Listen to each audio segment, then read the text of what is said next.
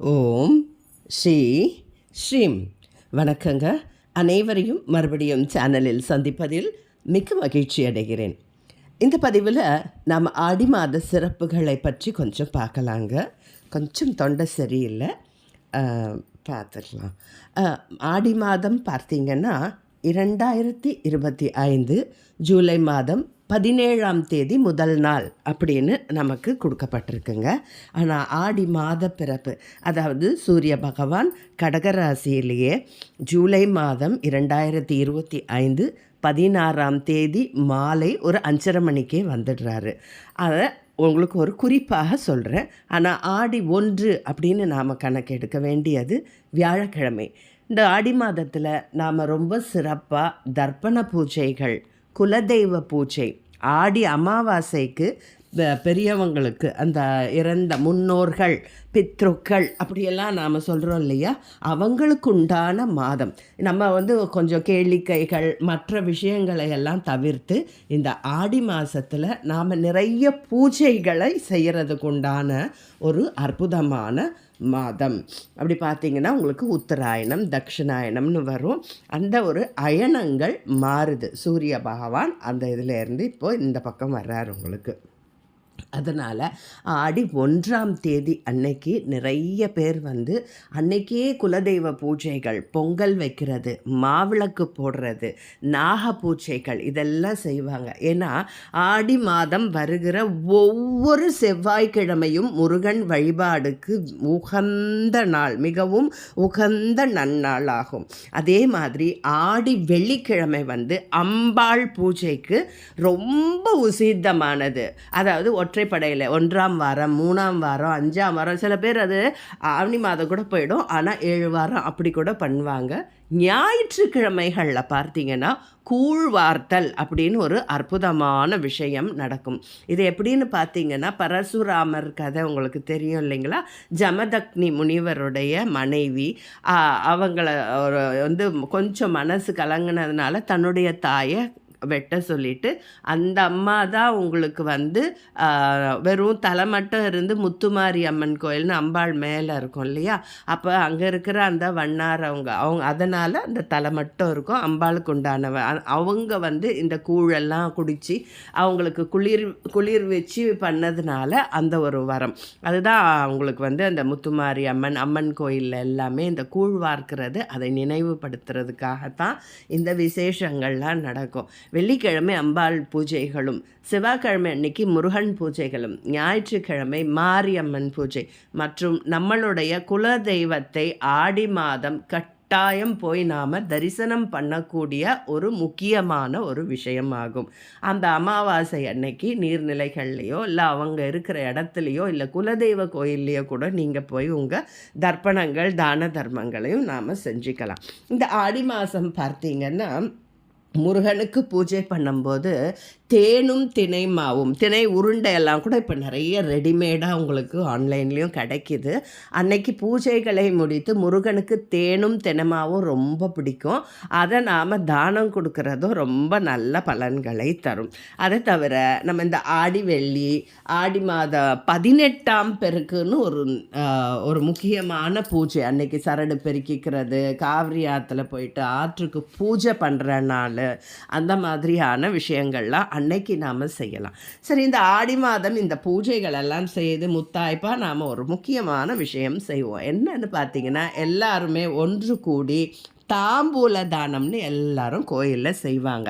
அது ஒருத்தராக நீங்கள் வீட்டில் வச்சு செஞ்சிங்கனாலும் சரி, இல்லை ஒரு 10 பேர் ஒன்று கூடி ஒருத்தர் மஞ்சள், குங்குமம், வளையல்னு அந்த மாதிரி மாறி மாறி கொடுத்து எல்லாரும் அங்கே வர்ற சுமங்கலிகளுக்கு நீங்கள் இந்த மாதிரி ஒரு தானம் செய்கிறதும் ரொம்ப விசேஷம். அப்போது மங்கள பொருட்கள் தானம் பண்ணுறதுனால என்ன பலன்னு நிறைய பேர் ஒரு சிலர் கேள்வி கேட்குறாங்க. மஞ்சள் தானம் பண்ணிங்கன்னா மங்களங்கள் உண்டாகும். அரிசி தானம் பண்ணுறதுனால பாவங்கள் துளையும். ஆடை தானம் பண்ணுறதுனால ஆயுள் விருத்தி ஆகும். அந்த வஸ்திர தான பலனும் நமக்கு கிடைக்கும். எண்ணெயெல்லாம் தானம் கொடுத்தீங்கன்னா கர்ம வினைகள் அகலும், கடன் தீரும். பால் தானம் பண்ணால் துக்கம் நீங்கும், ஆயுள் விருத்தி கொடுக்கும்.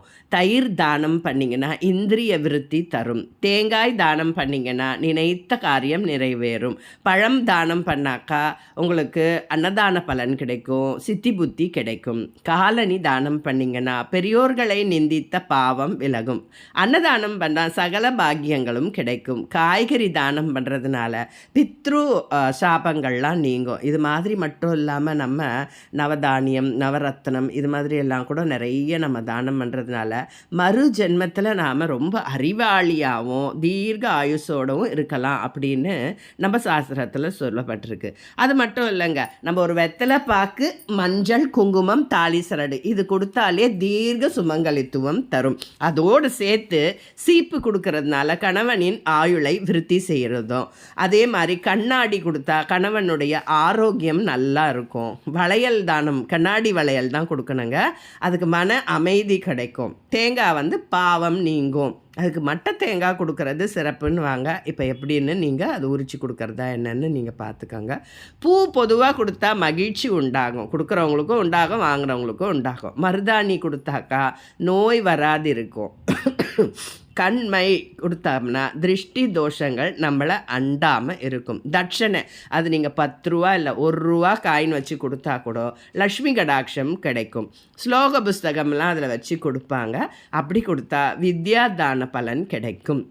ஒரு ரவிக்க துணி கூட கொடுக்கலாங்க, இல்லாத புடவை அது மாதிரிலாம் கொடுத்தா கூட நமக்கு வஸ்திர தான பலனும் இந்த மாதிரி கிடைக்கும் உங்களுக்கு. அந்த மாதிரி தாம்பூலத்தில் நம்ம இவ்வளோ கொடுத்தால் நல்லது. நமக்கு முடிஞ்ச அளவுக்கு ஒரு மஞ்சள், குங்குமம், தாலிக்கயிறு, வெத்தலை பாக்கு, பூ இந்த அளவுக்கு இருந்தால் கூட நமக்கு சுமங்கலி வரம் கிடைக்கும். வீட்டில் நிறைய மங்களங்கள் நிறையும்.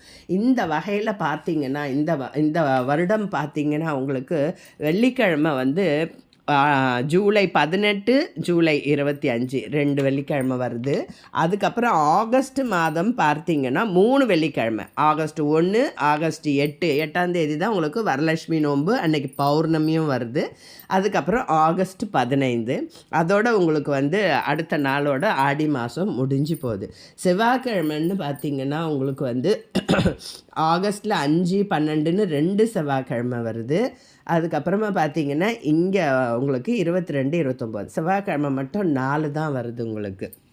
ஞாயிற்றுக்கிழமையும் உங்களுக்கு பார்த்திங்கன்னா இந்த தடவை நிறைய வரல, உங்களுக்கு ஒரு 5 ஞாயிற்றுக்கிழமை அதுவும் வருது. அது அந்த அவங்க குல வழக்கப்படி அந்த கும்பம் போட்டு கூழ் ஊற்றுறது, அப்புறம் அந்த கோயிலில் தீ மிதிக்கிற விழா, கோயிலுக்கு மாலையை போட்டு பூஜை பண்ணுறது, அப்புறம் ஆடி கிருத்திகைக்கு முருகனுக்காக விரதம் இருக்கிறது, ஆடி பெருக்குக்கு ஆற்றங்கரையில் குளத்தங்கரையிலலாம் நீர்நிலைகளில் போய் பூஜை பண்ணுறது, இதெல்லாம் அந்த சித்திராண்ணங்கள்லாம் செஞ்சு ஒருத்தருக்கு சரடு கட்டிக்கிறது, இதெல்லாம் உங்களுக்கு சின்ன சின்ன பதிவாக தனியாக வரும்.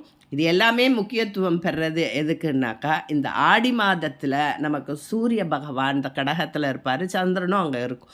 அந்த மாதிரி சமயத்தில் நாம் இந்த பூஜைகள் எல்லாம் செய்யும்போது நம்மளுடைய இறந்தவர்கள், முன்னோர்கள், பித்ருக்கள் அவங்க ரொம்ப சந்தோஷப்படுவாங்க. ஆடி மாதம் பூராவுமே நீங்கள் ஒரு பிடி சாதம் நீங்கள் பல்ல விளக்கிட்டு ஒரு 60 வயசு ஆகிடுச்சுன்னா அவங்க வரும்னு பல்ல விளக்கி முஞ்ச கழுவிட்டு கூட ஒரு சாதம் வடித்து கஹக்காக்கு வச்சுட்டா கூட ரொம்ப விசேஷங்க. மற்ற நாளெல்லாம் முடியலனாலும் இந்த ஆடி மாதமாவது இந்த மாதிரி விஷயங்களை நாம் கட்டாயம் செய்யலாம். தொடர்ந்து அந்த 5 வாரம் வெள்ளிக்கிழமை, செவ்வாய்க்கிழமை, ஞாயிற்றுக்கிழமை எல்லாம் மாரியம்மன் கோயிலுக்கு போயிட்டு அங்கே நடக்கிற பூஜைகள்லையும் நாம் கலந்து நல்ல பலன்களை பெறலாம். தனியாக வீட்டில் செய்ய முடியலங்கிறவங்க நிறைய பேர் பார்த்திங்கன்னா கோயிலில் போய் கேழ்வரகு எல்லாம் வாங்கி கொடுத்துருவாங்க. அங்கே சமஷ்டியாக எல்லாரும் ஒன்று கூடி அந்த மாதிரி செய்வாங்க. இதுதான் பார்த்திங்கன்னா அந்த ரேணுகா அம்பாள் அந்த தலை வெட்டப்பட்டு பரசுராமர் வெட்டுறாரு இல்லையா அம்மாவால், அதுக்கப்புறம் அவங்க அப்பாட்டையே வரம் கேட்டு அவங்க அம்மாவுடைய தலையை இது பண்ணுறாரு. அதுதான் நமக்கு இந்த அம்பாளுடைய நிறைய பூஜைக்குண்டான கூழ் ஊற்றுறது இதெல்லாமே அதை ஒட்டி வருகிற ஒரு விஷயம்தான். இந்த மாதிரி நம்ம ஆடி மாதம் புறாவு பெண்களோட எல்லாரும் ஒன்று சேர்ந்து அம்மன் பூஜை, முருகன் பூஜை எல்லாம் செஞ்சு பித்ருக்களுக்கு பெரியவங்களுக்கு நீத்தார் நினைவேந்தல் அப்படின்னு சொல்லி நீங்கள் படையல் மாதிரியும் போடலாம். தர்ப்பண பூஜைகளும் பண்ணலாம். இந்த மாதம் முழுவதுமே தர்ப்பணங்கள் செய்கிறது ரொம்ப சிறப்பு. அந்த கதவுகள்லாம் திறந்திருக்கும்னு சொல்லும். அதனால் அவங்களுக்கு நம்ம சாதாரண நேரத்தில் ஒரு பூஜை பண்ணாக்கா கொஞ்சம் மெதுவாக போய் ரீச் ஆகும் இல்லைங்களா? இது வந்து ஃபாஸ்ட், உடனே போய் அவங்க கைக்கு சேர்ந்துரும்னு பெரியவங்கள்லாம் சொல்லியிருக்காங்க. இந்த மாதிரியான அற்புதமான இந்த ஆடி மாதத்தில் கட்டாயம் எல்லாரும் குலதெய்வ பூஜையும் ஒரு பொங்கல் வைக்கிறது, மாவிளக்கு போடுறது எல்லாம் சேர்ந்து எல்லோரும் எல்லா வளமும் பெற்று வாழ்வாங்கு வாழ வேண்டும் என்று வேண்டி விரும்பி இந்த பதிவை இத்துடன் நிறைவு செய்து கொள்கிறேன். மற்றொரு பதிவில் உங்களை சந்திக்கிறேன். இந்த பதிவுகள்லாம் உங்களுக்கு பிடித்திருந்தால் கட்டாயம் லைக் செய்யவும், ஷேர் செய்யவும், சப்ஸ்கிரைப் செய்யவும் மறந்து விடாதீர்கள். நன்றி, வணக்கம்.